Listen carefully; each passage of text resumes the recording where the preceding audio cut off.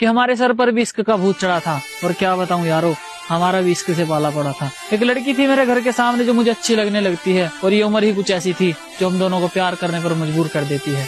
उसके साथ बिताए हुए पलों में मुझे जन्नत का एहसास होता था, और उसके घर वालों के चले जाने के बाद मैं उसकी गोद में सर रखकर चैन से सोता था। एक दिन उसके घर वालों को पता चल जाता है, वो हम दोनों को मिलते हुए देख लेते हैं, और अब उसके घर वाले उस पर पाबंदियां करनी शुरू कर देते हैं।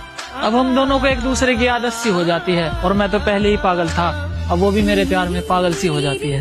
अकेला प्यार से ही पेट नहीं भरता, उसके लिए खाना भी पड़ता है, और घर ऐसे ही नहीं चलता, उसके लिए कमाना भी पड़ता है। अब घर वालों की जिम्मेदारी और उसके प्यार का बोझ उठाकर मैं कमाने निकल जाता हूँ। मैं जल्दी ही वापस आऊंगा, मेरा इंतजार करना, ये कहकर मैं बाहर आ जाता हूँ। उसे मेरी आदत थी तो वो मेरा इंतजार कैसे करती, और मैं उसकी मजबूरी समझता था। उसके पास तो फोन भी नहीं था, तो मुझसे बात कैसे करती। मेरा काम में मन नहीं लगता, अब मैं घर जाने की ठान लेता हूँ, और उसके पास जाकर लिपट लिपट कर रहूंगा। मैं उसके पास जाने की ठान लेता हूँ। घर आते ही छत पर चढ़ जाता हूँ, और वो मुझे नजर आती है।